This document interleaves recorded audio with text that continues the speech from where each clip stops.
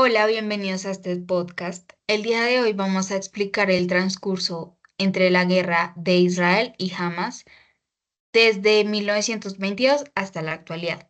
Es importante tener en cuenta que la causa de todo lo que hoy en día vemos en noticias sobre este conflicto surge porque este territorio ha pasado por muchos tipos de poder por medio de las conquistas y que ha obligado a los judíos a emigrar a otros países, lo que también se conoce como la diáspora judía.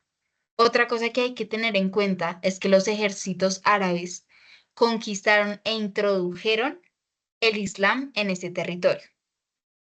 Otro concepto también importante es el sionismo, que es el movimiento político judío que establece una nación judía en Palestina liderada por Theodor Herzl, pero más adelante vamos a ir desmenuzando este tema.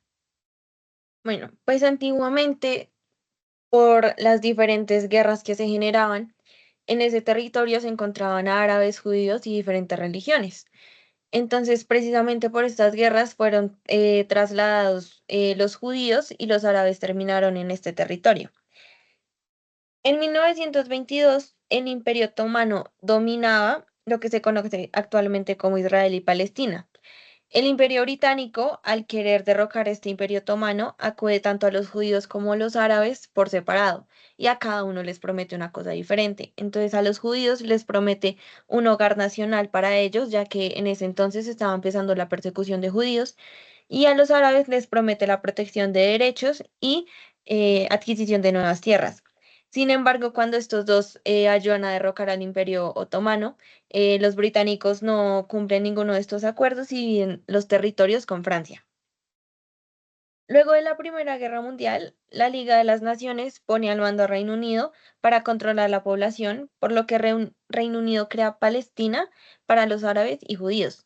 Entonces, al tener los judíos una población donde vivir, los judíos que vivían en otros lados deciden llegar a esta población, a Palestina, y a los árabes les molesta esto, ya que sienten que están invadiendo su territorio. Sí, es verdad. Y bueno, muchos se preguntarán qué pasó después. Pues en la Segunda Guerra Mundial llega este proyecto nazi de exterminar comunistas, homosexuales, discapacitados y específicamente judíos. Y cuando termina la guerra, surge esta necesidad de otorgar a la comunidad judía un lugar donde vivir y precisamente se escogió Palestina por su significado histórico. En 1948 se fundó el Estado de Israel sin que los árabes estuvieran de acuerdo. Consecuencias a esto, surge Nagma, la catástrofe, en la que más de 700.000 palestinos fueron expulsados de sus hogares mediante campañas que promueven asesinatos e intimidación por parte de Israel. Por esta razón, Palestina queda dividida en dos regiones, Gaza y Cisjordania. También es importante recalcar que hubo un suceso em, como el hecho de que un tanque israelí militar arrollara a cuatro palestinos y que eso desatara como la primera antifada, que es cuando los palestinos reclaman ese derecho de autodeterminación y empieza a ver como ese conflicto que de por sí ya estaba como algo más intenso, un conflicto intenso. Por eso, en este contexto nace el grupo de Hamas, que es la organización palestina de resistencia que se ha vuelto viral y mediática por sus actos terroristas. Sin embargo, acá, desde este punto, podemos analizar que el objetivo de Israel es preservar la seguridad y dominio. ¿Por medio de qué? Por medio de la fuerza. Palestina, o bueno, más bien el grupo de Hamas, es, inicia con ese objetivo de lograr la libertad de los palestinos. Después, me parece importante hablar que en 1993 surgen unos tratados de paz, o más conocidos como acuerdos de Oslo. Sin embargo, tiempo después estos acuerdos de Oslo se caen, ya que sube al poder un personaje llamado Netanyahu de Israel, donde al principio se busca posicionar como una persona transparente que busca el bienestar de los dos bandos. Sin embargo, después sale un video hablando de que prácticamente no quiere a los palestinos en su territorio. Entonces surge como esa discordia otra vez, genera más odio y se da la segunda intifada, que son las protestas palestinas, a lo que Israel responde con violencia. Em, entonces es como ver como esa justificación de violencia, como,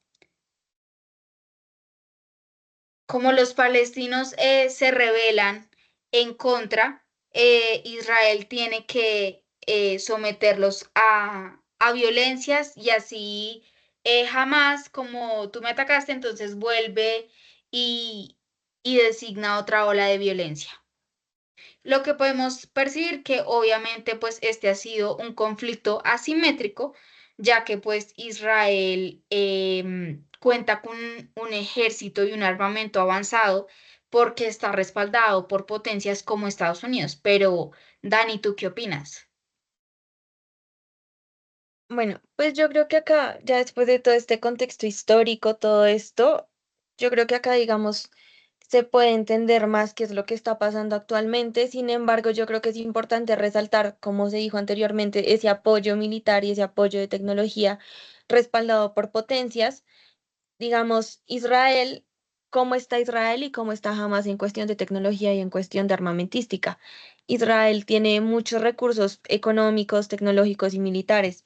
Digamos que en un sentido tiene más ventaja que Hamas, ya que su capacidad tecnológica y armamentística se respalda por una cúpula de hierro que crearon para precisamente defenderse ante los antimisiles que fueron mandados por Hamas o por otras estados o potencias que deciden atacarlos. Entonces, con estos antimisiles y gracias a la inteligencia artificial, porque estas armas y estos drones que utilizan son usados con inteligencia artificial, pueden identificar dónde va a ser el ataque y decidir si tienen que si tienen que también lanzar las armas o pueden simplemente dejarlo pasar, ya que no va a atentar contra la población. Sin embargo, se puede decir en efecto que Israel tiene mucho más poder tecnológico y militar y es más avanzado y se podría decir que hasta puede llegar a tener un poco más de dominio con respecto a Hamas. Y también por el apoyo que le da a Estados Unidos, ya que recordemos que Estados Unidos no apoya el terrorismo, así que le suplementó armamentos militares y tecnológicos. Sin embargo, Hamas también, a pesar de no tener tanto poder tecnológico, ha logrado crear sus propias armas, sus propios drones. Y por ejemplo, unos drones que lanzaron hacia Israel se llaman unos drones, perdón, cohetes, que son Qassam, si no estoy mal, se dice así. Lograron sobrepasar como esa cúpula de hierro que tenía Israel, precisamente también con esa tecnología, con la inteligencia artificial y con todos estos recursos, para que Israel no pudiera evadir estos cohetes. Sí, es verdad, igual siento que tenemos muchos temas de discusión porque es un conflicto extenso y un poco complicado, por eso se debe tratar con mucho respeto. Y también me gustaría hablar sobre la muerte de muchas personas, de millones de personas, no únicamente ahorita, no únicamente lo que está pasando ahorita, sino a lo largo del tiempo, la violación de derechos humanos de los dos bandos y también sobre la función de los medios de comunicación. En estos casos, siento que igual, digamos, aquí en Colombia solamente vemos un vistazo del, del conflicto tan extenso que se está viviendo allá. Bueno, Nicole, yo te tengo una pregunta a ti. ¿Qué crees que pasará si seguirá la guerra o puede parar y de qué manera? Si yo te doy mi punto de vista, para mí la guerra no creo que tenga un fin, digamos, con términos de paz, con términos de diplomacia, porque es, como lo dijiste antes, es un conflicto muy complicado que incluye muchas cosas políticas, también muchas cosas religiosas. Recordemos que básicamente también un tema muy crucial por el cual está haciendo esta guerra es por el tema religioso, ya que tanto Israel como Palestina tienen cristianismo, tienen musulmanes, tienen judíos. Entonces, siento que es un poco complejo en esa parte, ya que tampoco van a estar de acuerdo con que se les quite una parte de su territorio, ya que por las diferentes creencias no lo van a permitir. Sin embargo, también, digamos, como se ha visto a lo largo de los años, las guerras han sido para ganar territorio, para no dejarse ganar, es una cuestión también de egos, tal vez al jamás atacar al Israel y sobrepasar, digamos, sus armamentos tecnológicos y todo lo que tiene, pudo haber sido un tema de ego también, el hecho de que no pudieran lograr evitar estos lanzamientos de cohetes, de misiles. Entonces siento que también de pronto puede ser como un tema de ego y también con respecto a las organizaciones, específicamente la ONU está conformada por países de veto, que son 5 países de veto, que son Estados Unidos, Rusia, Reino Unido, China y Francia, donde nunca se va a llegar a un consenso precisamente porque se tienen unas ideologías diferentes y se puede ver que Estados Unidos mandó tecnología tecnología hacia Israel, pero en cambio Rusia y China no se presentaron como al margen de este problema, lo que hace que pues haya discordias desde esos mismos países y no se puedan poner de acuerdo, ya que recordemos que tanto Estados Unidos como Rusia pues han estado divididos a lo largo del tiempo. Sí, es verdad, lo que dices. Realmente sí siento que aunque hubieron varias intervenciones, siento que realmente no han aportado con eficacia como ese rol de diplomacia, de poder llegar a un acuerdo. Por lo tanto, siento que incluso tal vez meter a personajes políticos, de pronto, no sé, como en Estados Unidos, que siempre es como con su intervención en conflictos internacionales que se pueden ver como que él busca la diplomacia, pero él también busca otros intereses, él tiene sus propios intereses, entonces es muy difícil porque siento que incluso puede llegar a generar más división, como por ejemplo el hecho de que suministre más armas para la guerra, eso genera más división.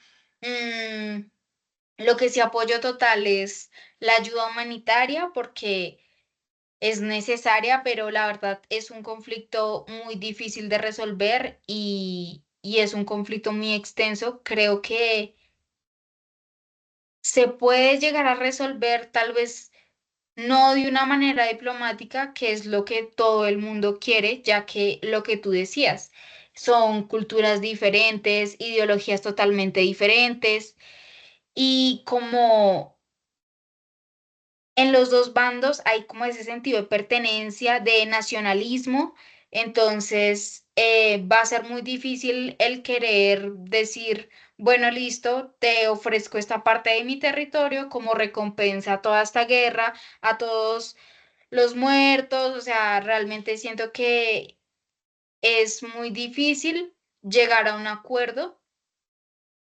Y más que todo porque de pronto se podría ver como el que cede, como el débil.